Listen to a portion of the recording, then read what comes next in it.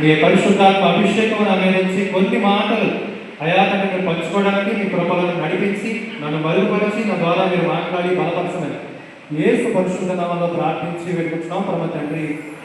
ఆమేన్. మంచిది. మనం చదువుకున్న ఈ తెస్సలోనికీయులకు రాసిన పత్రిక 4వ అధ్యాయం 13, 14 వచనాలు మరొక్కసారి మనం జాగ్రత్తగా పరిశీలించుకుంటే ఇక్కడ అమూల్యమైన మాటలు, కొన్ని మాటలు దేవుడు మన కోసం రాయించారు. మనుషులందరూ కూడా ఇక్కడ దైవజనులు చెప్పినట్లుగా అందరూ మరణం పొందవలసిందే. మరణము చూడని నరుడు ఎవరూ లేరు. పెద్దలైనా చిన్నలైనా వృద్ధులైనా భూమి మీద నరుడుగా పుట్టిన ప్రతి ఒక్కరూ ఏమవ్వాలి? మరణం కావాల్సిందే. అయితే మరణం అనేది 2 రకాలుగా ఉంటుంది. నేను అనేది 2 రకాలంటే 2 రకాలైన మనుషులకి మరణము ఒకరికి ఒక రకంగా ఉంటుంది, ఇంకొకరికి ఇంకొక రకంగా ఉంటుంది. ఒకరు నిరీక్షణ లేని జనాంగము, ఒకరు నిరీక్షణ కలిగిన జనాంగం. నిరీక్షణ లేని జనాంగానికి మరణం ఒక భయంకరమైన విషయం. చావు అనగానే ప్రతి ఒక్కరు భయపడతారు. లోకల్లో ఎంత భయపడతారు? అమ్మో తర్వాత ఏంటి, నా ఆత్మీయులు చాలా ప్రేమించాను, కుటుంబంలో ఎవరైతే మంచి వ్యక్తి, చాలా ప్రేమిస్తున్న వ్యక్తి కోల్పోతారో, ఆ వ్యక్తిని కోల్పోతారో, వెంటనే ఆ కోల్పోయిన వ్యక్తిని బట్టి అందరూ కూడా నిరీక్షణ లేకపోతే చాలా బాధపడిపోతారు. ఎక్కడికి వెళ్ళిపోతాడో, తర్వాత ఏంటి అనేది అర్థం కాదు వాళ్ళకి. ఒక దైవజనుడు అంటాడు, people who are not in Lord Jesus Christ, to those people death is only full stop. People who are having Lord Jesus Christ, to those people death is only comma. అర్థమైందా? జనాంగానికి, ఒక రకమైన జనాంగానికి ఎవరైతే యేసు ప్రభువు లేడో వాళ్ళ జీవితంలో వాళ్ళకి మరణం అనేది ఫుల్ స్టాప్ అంతే. తర్వాత వాళ్ళకి లేదు, ఇంకా ఛాన్స్ లేదు. కానీ ఎవరైతే యేసు ప్రభువులో ఉంటారో వారికి మాత్రం మరణం అనేది కేవలం కావాలని, దాని తర్వాత ఇంకా జీవితం ఉంటుంది. మరణం అనేది ఒక ద్వారం లాంటిది. దేనికి?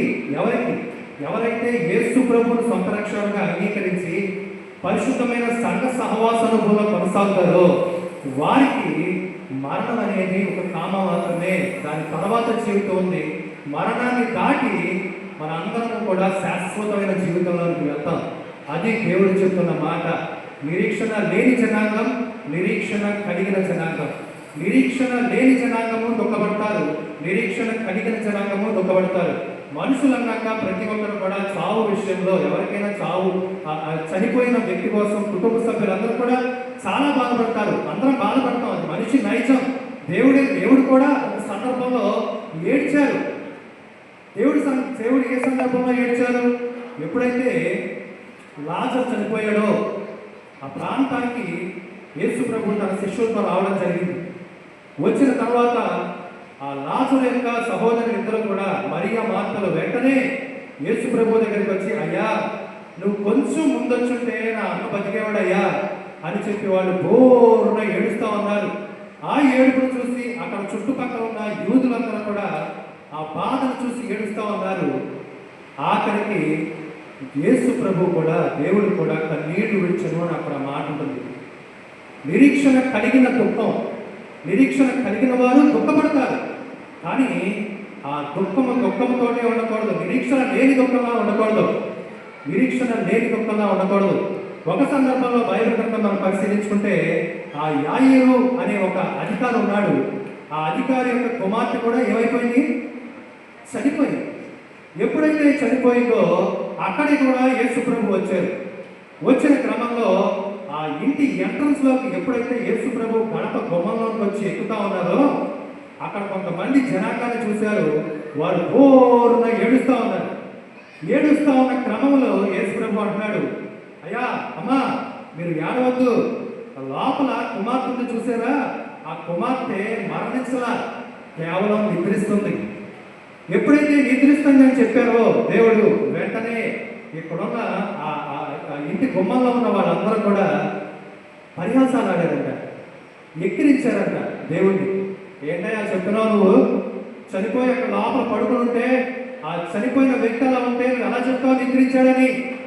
అది నిరీక్షణ లేని దుఃఖం, నిరీక్షణ లేని బ్రతుకు. కానీ మనమైతే ప్రభు అయిన యేసుక్రీస్తుని కలిగి ఉన్నాం కనుక నిరీక్షణ కలిగిన దుఃఖం కలిగి ఉండాలి. మనం నిరీక్షణ కలిగిన దుఃఖం ఎలా ఉంటుంది?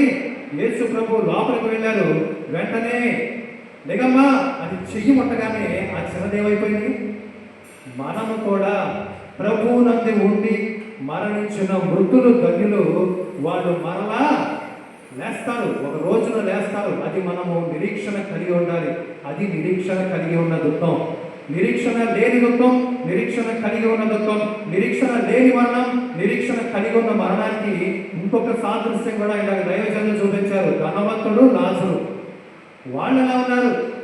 లూకా సువార్త మనం 16వ అధ్యాయంలో పరిశీలించుకుంటే, ఒకడు నిరీక్షణ లేని మరణం పొందాడు, ఒకడు నిరీక్షణ కలిగిన మరణం పొందాడు. నిరీక్షణ లేని మరణం పొందిన వ్యక్తి పెద్ద ధనవంతుడు, భూమి మీద చక్కగా బతికాడు.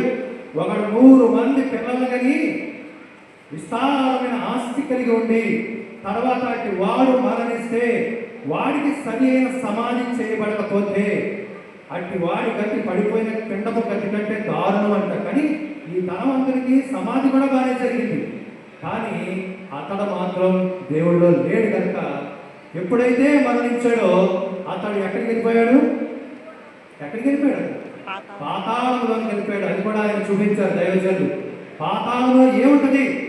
నేను కూడా ఒక మాట చూపిస్తాను. దైవజనులు చూపించారు. యెషయా గ్రంథం పాతాళంలో ఏముంటుందో చూద్దాం.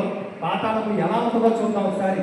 పాతాళంకున్న నైజం ఏంటో, పాతాళంకున్న గుణం ఏంటో ఒకసారి చూద్దాం. యెషయా గ్రంథం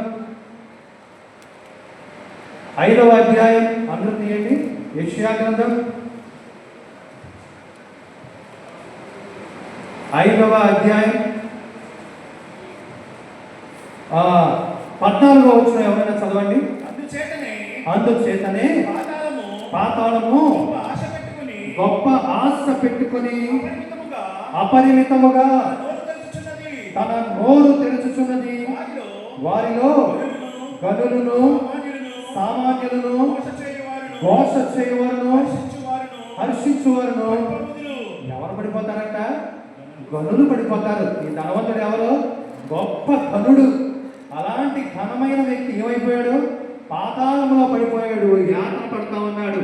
దూరం నుంచి తండ్రివైన అబ్రహామా దయచేసి నన్ను రక్షించు, అదిగో నా ఇంటి భూమి మీద ఉన్నప్పుడు నా ఇంటి గడప దగ్గర ఉన్నాడు చూసావా లాజరు, అతడు ఇప్పుడు ఇక్కడ లేడు కానీ అదిగో పరదేశంలో ఉన్నాడు కదా, నీ రొమ్మను ఉన్నాడు కదా, ఒక్కసారి ఆ వ్యక్తిని ఇలా పంపించు, నేను ఈ యాతన భరించలేకపోతున్నాను అని బోరున ఏడుస్తూ ఉన్నాడు. ఇదిగో ఎవరైతే ఇక్కడ నిరీక్షణ లేకుండా ఉన్నారో, ఎవరైతే వారి జీవితంలో యేసు ప్రభువు లేని స్థితిలో ఉన్నారో వారందరి గురించి దేవుడు చెప్తా ఉన్నాడు. వాళ్ళందరి కథ ఏంటి?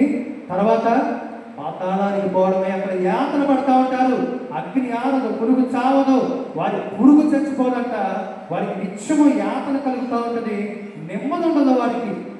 కానీ అక్కడి నుంచి అతను వర్ణ పెడుతున్నాడు ఆ పరదేశంలో లాజరును పంపించేయాలని. కానీ లాజరు అయితే ఎలా ఉన్నాడు? హాయిగా నా నావలో యేసుండగా, నా నావలో యేసుండగా నేహాయిగా సాగెదం, నేహాయిగా సాగెదం. అరవిందలేసి పొంగినను ఆశ్చర్యకరుడు తోడుండగా, అరవిందలేసి పొంగినను ఆశ్చర్యకరుడు తోడుండగా, హల్లెలూయా పాటలతో నే సాగెదను, హల్లెలూయా పాటలతో నే సాగెదను, నేహాయిగా సాగెదను.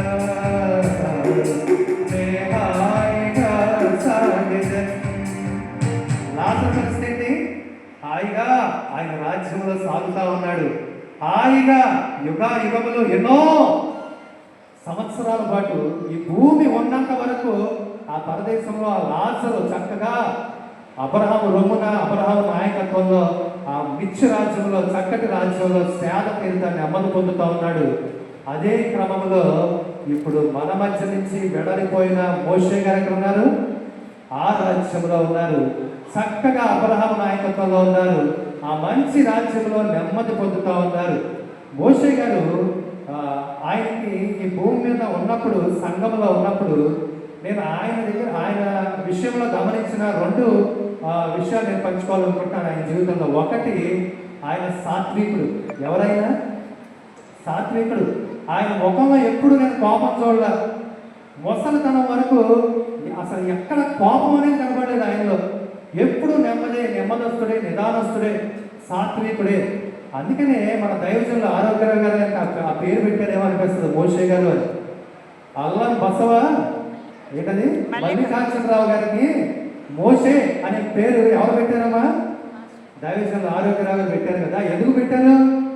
మోషే, దేవుడు చెప్తా ఉన్నాడు మోషే గురించి, నా భక్తుడైన మోషే, నా సేవకుడైన మోషే భూమి మీద ఉన్న వాళ్ళందరిలో కంటే ఆయన మిక్కిలి సాత్వికుడు అని చెప్పారు కదా.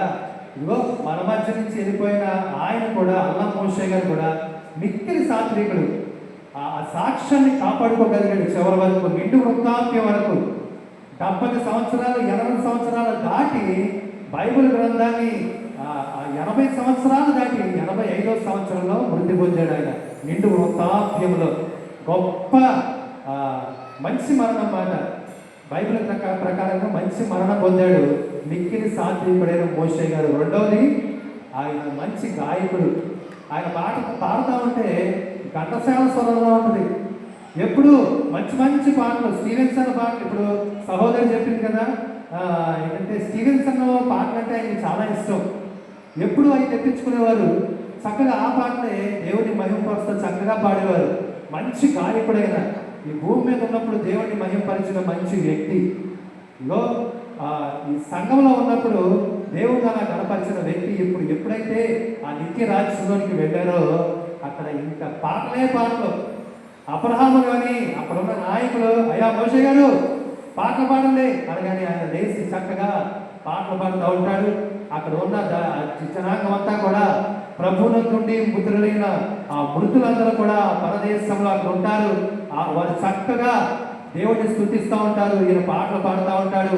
నిత్యము ఆ స్తుతి యాగము నిత్యముగా అక్కడ జరుగుతూ ఉంటుంది. అంత గొప్ప రాజ్యానికి సంఘము ద్వారా ఎవరు చేర్చబడ్డారు?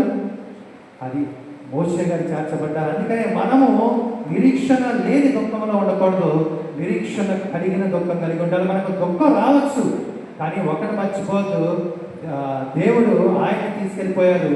ఆయన మంచి రాజ్యంలో ఉన్నారు, మనకంటే గొప్ప రాజ్యంలో ఉన్నారు. భూమి మీద ఉన్న ఈ గుడారము శిథిలమైపోయినను చేతి పని కానీ మంచి గుడారం మనకు పరమనందు ఉన్నది అని బైబిల్ గ్రంథం సెలవిస్తూ ఉంది.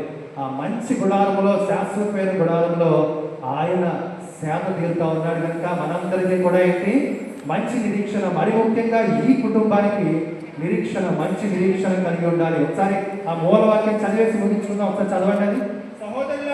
సహోదరులారా నిరీక్షణ లేని ఇతరుల వలె మీరు దుఃఖపడకుండా నిమిత్తము నిద్రించుచున్న వారిని గూర్చి తెలియకుండా నాకు ఇష్టం లేదు. యేసు మృతి పొంది తిరిగి లేచినని మనము నమ్మిన యెడల ఇదే ప్రకారముగా యేసునందు నిద్రించిన వారిని దేవుడు ఆయనతో కూడా వెంట పెట్టుకుని వస్తాడు. అప్పటిదాకా మనం ఇక్కడే ఉంటాం, కానీ యేసు ప్రభు ఏం చేస్తారంట? దేవుడు మేఘాల పైన ప్రభు యేసు త్వరలోనే ఉంటారు. మేఘాల మీద ప్రభు యేసు త్వరలోనే మనకై రాయుంటారు. సిద్ధపడునా ఉల్లసించునా క్రీస్తు ప్రభుని రాకకై. సిద్ధపడునా ఉల్లసించునా క్రీస్తు ప్రభుని రాకకై. మనము అలాగే ఎదురు చూస్తూ ఉండాలి. అప్పుడు యేసు ప్రభు మోషే గారిని తీసుకొని అలాగే పరిశుద్ధులందరినీ తీసుకొని వస్తాడు. ఆయన ఎప్పుడైతే మధ్యాకాశంలోకి వస్తాడో మొదట లెగిసేది ఎవరు?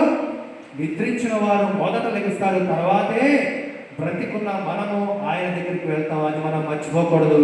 ఇట్టి స్థితిలో ఆదరణ మాటలు దేవుడు కుటుంబానికి దేవుడు సమృద్ధిగా ఆదరణ కలిగించి దీవించును గాక. ఈ వాక్యం మనందరి హృదయాల్లో దేవుడు ఫలింపజేయను గాక. ఆమె మంచిది. మన మధ్య ఉన్న దేవుని సేవకులు ఎవరున్నారు? బెనర్జీ గారు ఉన్నారు. రండయ్య. బెనర్జీ గారు కూడా ఈ కుటుంబానికి ఉద్దేశించి ఒక 2 నిమిషాల పాటు ఆదరణ మాటలు మనతో పంచుకుంటారు. దయచేసి రండి.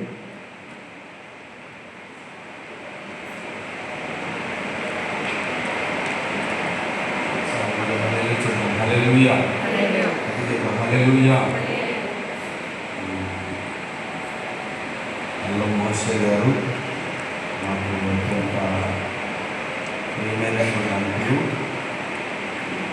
నెల్లూరు పట్టణంలో వారు చాలామంది దైవ సేవకులను ప్రేమించేవారు. వారు ప్రేమించడమే కాదు, ముఖ్యంగా మేము మా చర్చిని కట్టేటప్పుడు మొట్టమొదటిగా నేను మా సంఘంలో చాలాసార్లు చెప్పాను. 2017లో వాళ్ళు సడన్గా క్రిస్మస్ రోజున మా ఇంటికి వచ్చారు.